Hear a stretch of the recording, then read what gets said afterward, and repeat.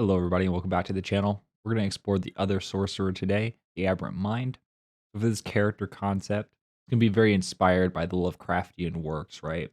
Now, I prefer more of the Dagon style, fish people kind of thing when I'm talking of the Lovecraftian stuff. But of course, you can do more Elder God, more of the unspeakable horrors kind of thing. There's the one that's, in a dream, the sleeping god. If they awake, it's the end of humanity because of our existence is their dream. You can kind of go that route instead if you want. I think it's much easier to have the fish people one though, because you can draw from a lot of different inspiration and you can use, real world animals as reference to influence your like design of your character. And of course, aboleths, those types of creatures would be a good source of inspiration as well. You could kind of look at some of their design and steal from them. Now, I like the idea of the aberrant mind sorcerer to be someone that wasn't necessarily born this way, but is cursed or afflicted with something that causes this. Much like in most of Lovecraft's work, it's not, people aren't born these monsters necessarily. It's usually they're transformed into them by knowledge of some deity or they're corrupted by some source of power over time. So I kind of like that mindset of it.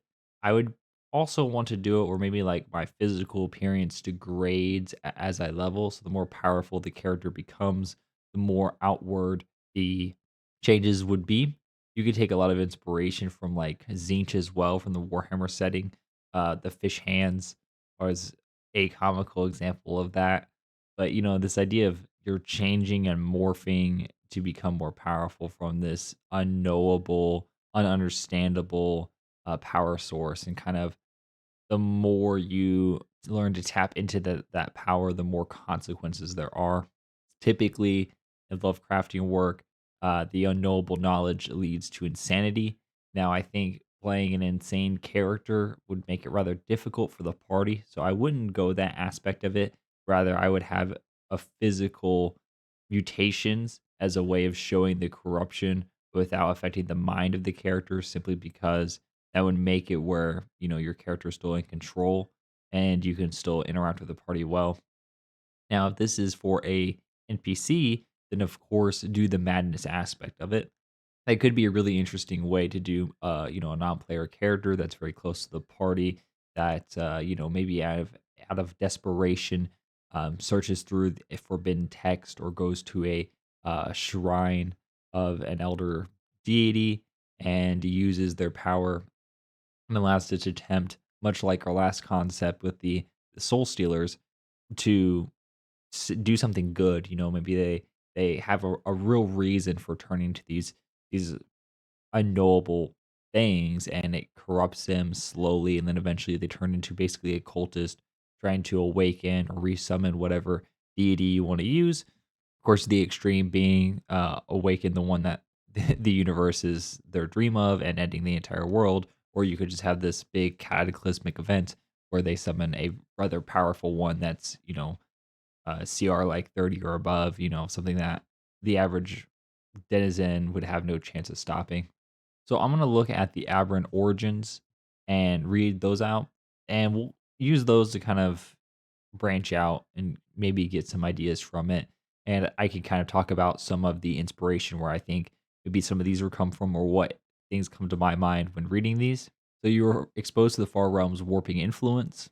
You are convinced that a tentacle is now growing on you, but no one else can see it. Again, the unknowable, deities from the far realms influencing you. Tentacles are a very common theme. We mentioned that with sea creatures, and sea creatures being very popular in these kind of stories. So using like octopi or squid tentacles aesthetically would be a good thing to do. A psychic wind from the astral plane carried psionic energy to you. When you use your powers, faint motes of light sparkle around you. So if you wanted to do light as well, I think a really cool way you could do it with still keeping the fish themes you could take from multiple, simultaneously, is you could have almost like anglerfish lights, like, or bioluminescence in the character design. So like when you glow, it's coming from your body in different, spots and, decorates you, and it can be very pretty. And maybe, at first the glows are very faint, maybe it's only your eyes, but as, the character is further and further corrupted, it looks like those really pretty deep sea fish that have all these like lights coming from everywhere.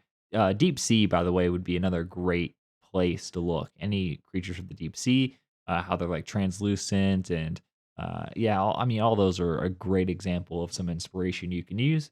You suffer from the dominant powers of an aboleth, leaving a psychic splinter in your mind. Like I said, aboleths are, inspired by the same kind of stuff, same works of H.P. Lovecraft, and the splintered mind or the influence of them leading to insanity is common. You could have the constant whispers or the influence of this creature as well being part of it. You were implanted with a mind flayer tadpole, but the Ceromorphosis has not completed, and now its psionic power is yours. When you use it, your flesh shines a strange mucus. Again, mucus, very sea, like you can steal from that. I think getting very creepy and fish-like. It's almost like House of Dagon, kind of an inspiration. Dagon is probably the stories revolving around them, probably my favorites. If you want to take some stuff, I think my favorite Lovecraftian story I've read so far. I haven't read all of them, by the way, so there's probably better ones that I haven't gotten to yet. But the one I've read that I really liked was there's this black pillar the middle of the ocean. So it's a sailor, or I think it's a fishing vessel, and there's a terrible storm, and they capsize, and they're like lost at sea, and they're like raft, and all of a sudden, that he falls asleep in his raft, and he wakes up, and he's on land, and he looks around, and there's these dark blue walls, and around him, and he's in this really like damp, boggy swamp. And then throughout the story, they realize that they're at the bottom of the ocean, and there's this black pillar, and there's an aura around it. Is where the water is being held back, and there's like these weird fishmen there, and they're doing this chanting and stuff. And I believe the story ends with them doing something that causes the pillar to stop working, and the water rushes back in, killing the man. But as an example of something cool you can kind of do with that, black pillars, unreadable language, kind of dealio is a big motif. Next one is, as a child you had an imaginary friend that looks like a frump or a strange platypus like creature. One day it gives you psionic powers, which has ended up not being so imaginary. Yeah, you could do that. There is a elder god that disguises itself as a human and kind of goes through things. I could see the potential in you. Maybe gives you these gifts and sets you on the path to becoming a way of bringing back the stronger deities. I believe this character is used as kind of a spy and a herald to try and spread the word of the elder gods in an attempt to bring them back. I don't remember the name of this one. I don't remember too many details about that one. I read that one a long time ago. But you could do something like that very easily. Your nightmares whisper the truth to you. Your psionic powers are not your own. You draw them from your parasitic twin. Yeah, twins, body horror, that kind of stuff. Very, very common. And this kind of genre. So you can have like mutations, parasitic twins, people that are combined together. All that kind of stuff is very on brand. If you want to do kind of a cult of them, I think you could use inspiration from Warhammer. I believe the Warhammer RPG has tables on mutations that you could steal from, especially that of Zinch. I think Zinch would probably be the closest one, or you could use Nurgle. Probably would work fairly decently as well. It depends, I guess, on what direction you wanna go. If you wanna go very, like, fishy, tentacles, fish hands, things like that, that's one way of doing it. Or you could go, like, the many mouths and the pustules and, like, the really gross, plague-like. You could take more inspiration from Nurgle. You can go either way. Tzeentch has a lot of, like, a bird theme now too, which I would probably stay away from. I wouldn't do any of the bird stuff. I think that's a little bit of a departure from the what I've read of Lovecraft's work, but again, there might be bird people in a story I haven't read yet. Another source of inspiration you could take from you're more of a magic person, is Simic Hybrid.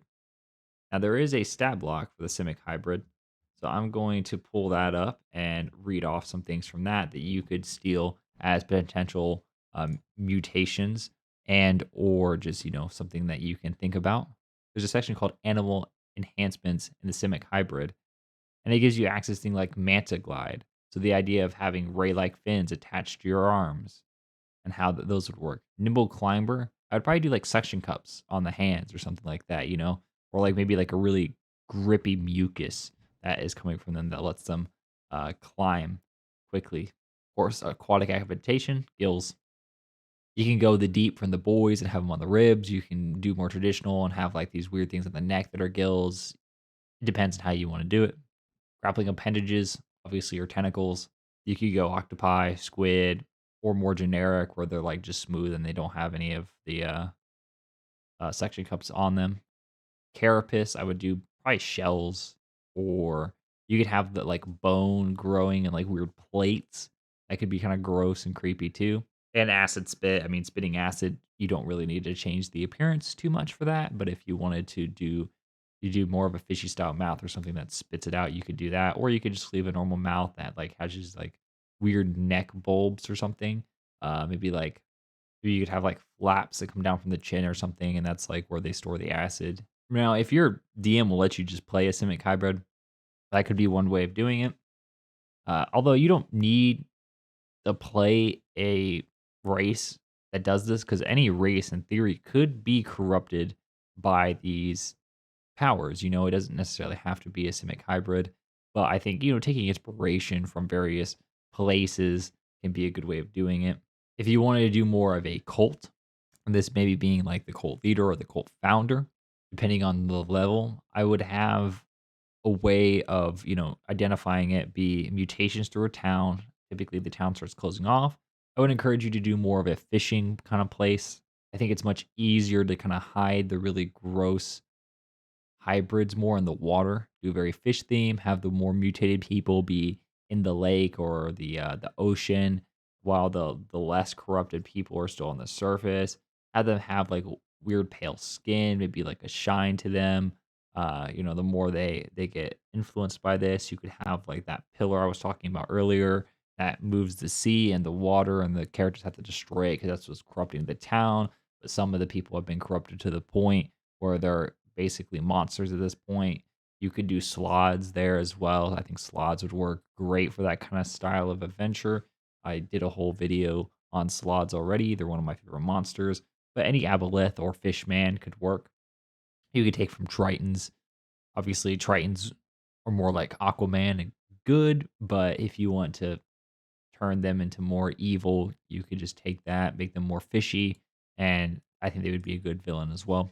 Alternatively, if you want to go away from the fish and like the kind of the Dagon route, you could do more of like the book, The King in Yellow, or the plays that make people insane. And if anyone ever finishes the play, I think it summons a elder god. I haven't read that the King in Yellow yet, but I know of it. So you could do like a theater group that is going insane and they're being corrupted and they're getting these psionic abilities. And you could go less about the outward appearance. It's much more subtle. It's much more about the mind. I think you would have a harder time portraying that though. I think doing insane characters or characters that are like losing their mind is a lot harder for you as the DM. I think having physical attributes that you could describe, the inhuman nature of them, will draw the players to initial conclusions. While having, like a circus performer that's a little nuts isn't too weird because gestures and things are kind of a little bit crazy and fantasy a lot. While if they, have these weird traits like fish-like lips or, a fish for a hand or, like a tentacle. Things like that are much more obvious to the players. As much as we like to be subtle with our players, sometimes we need these really obvious things or they will totally not get it. And that's okay. If you want this kind of style characters to be good and only good, you could look at things like maybe this is an ancient race, right? That are under the sea and they're kind of misunderstood. You could get away from the whole corruption thing and that maybe the people that they interact with, they don't speak the language, so they use, the mind mental connections, the deep speech to connect with their minds, and they cause these psionic abilities, or they have these psionic abilities, and they are very, maybe defensive, maybe they're very isolationist, where they just don't wanna interact with the outside world, so they're kind of relatively undiscovered, and they don't they're not really bothering nobody, they're just kind of, like, deep in the ocean somewhere, and maybe your characters just stumble upon them randomly, but they have these abilities that could be useful to your character in some way. I could see you doing maybe a future kind of situation where they could see into the future. They use the stars and things, the far realms of knowledge of those kind of things to act as kind of like the fates of the land, where they can tell you what's going to happen in the future. So seeking them out is incredibly useful, but it's one of those things where they're rumored to exist, but no one really truly knows that they do exist because the idea of having this like vast underwater civilization is kind of far fetched, and they would use, psionic tricks to make it where people wouldn't know of them or see them, much like we did with the illusions or the forest gnomes when we talked about them. You could have it where they use things like modify memory and stuff to confuse people, sleep spells, things like that, to make it where people don't remember if they come across them, or maybe put like mental blocks up, things like that. And maybe you can make it where, you have to make a saving throw, probably an intelligence saving throw when they try to communicate with you, or they just like totally fry your brain and you come back just like completely shattered. And they don't mean to do that. It's not like they're intentionally breaking people's minds, but it's just they're so alien and different that them just being them is enough to cause these things. You want to go kind of more of that route where they're not inherently evil, but they're just these unknowable creatures that are just living their life, and the average human is unable to deal with them, and it causes negative effects to them. But they have this knowledge that's incredibly useful, so people seek them out despite the risks. And some might come back unscathed, but it's very, very, very rare. Probably, once every like 3 or 4 generations, someone can interact with them and come back whole. Uh, as another way of kind of doing it. Yeah, that's all I have for this video. I think if you want to kind of explore this idea more, look up Lovecraftian things, look up Lovecraftian inspired media. There's probably a bunch of stuff online about Lovecraft and that kind of genre. In fact, I thought about just making a series of videos where I just read some of my favorite works from like Lovecraft, Clark Ashton Smith, and put them in modern words because most of this stuff is from like the 1920s, I believe.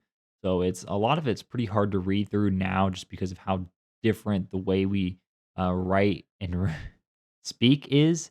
And I think putting it in more modern uh, words might greatly improve the stories and make it much easier for the average person to understand, because I had to like Google a bunch of words when I was reading through some of these stories just because they haven't been used in so long. But yeah, I don't know if that's something that would interest you. Maybe leave a comment down below. Please like and subscribe if you've not done so already. All that helps these videos get out, and this is a newer channel, so any help we could get would be greatly appreciated. And thank you for watching.